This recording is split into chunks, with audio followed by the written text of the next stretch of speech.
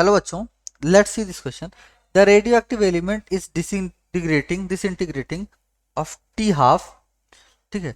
Fractional change disintegrating of t half 6.93 second. The fractional change in the number of nuclei of the radioactive element during 10 seconds. Okay, so here is t half कितना दिया हुआ है इनका. t half जो दिया हुआ है वो बेसिकली दिया हुआ है 6.93. ओके, अब यहाँ पे क्या कह सकते हैं अपन लोग, यहाँ पे क्या कह सकते हैं कि आ, यहाँ पे क्या कह सकते हैं कि बेसिकली 6.93 टी हाफ है. तो अपन लोग क्या जानते हैं कि लैम्डा इक्वल टू क्या होता है, ln2/t हाफ. तो हम ln2 की वैल्यू जानते हैं क्या होता है, 0.693. ये 0.693 डिवाइड बाई 6.93 और ये कितना आ गया, 1/10 सेकेंड आ गया.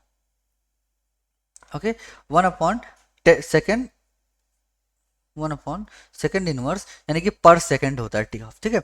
अब यहाँ पे बेसिकली इन्होंने पूछा क्या है कि ड्यूरिंग 10 सेकेंड में कितना हो जाएगा. ठीक है ना. अब यहाँ पे उसका फ्रैक्शन पूछा है, fractional change n/n0 is equals to क्या लिखेंगे, e by minus lambda into t. तो अब बेसिकली लैम्डा की वैल्यू पता है कि 1/10 है और टी की वैल्यू पता है, लैम्डा की वैल्यू पता है कितना है 1/10 और टी की वैल्यू कितना पता है 10 सेकंड. यहाँ से टाइम 10 सेकंड में पूछा हुआ है इन्होंने. तो फ्रैक्शन ये हुआ n/n0 is equals to minus of e to the power minus 1/10 into basically 10, this is -1. So n/n0 is e to the power -1 basically is equals to 1/e, and e is nothing but 2 point something.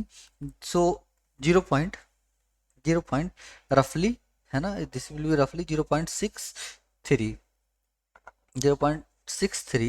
it will be the fraction of this, यानी कि 63%. So our answer is B. So B is the correct answer. Best of luck.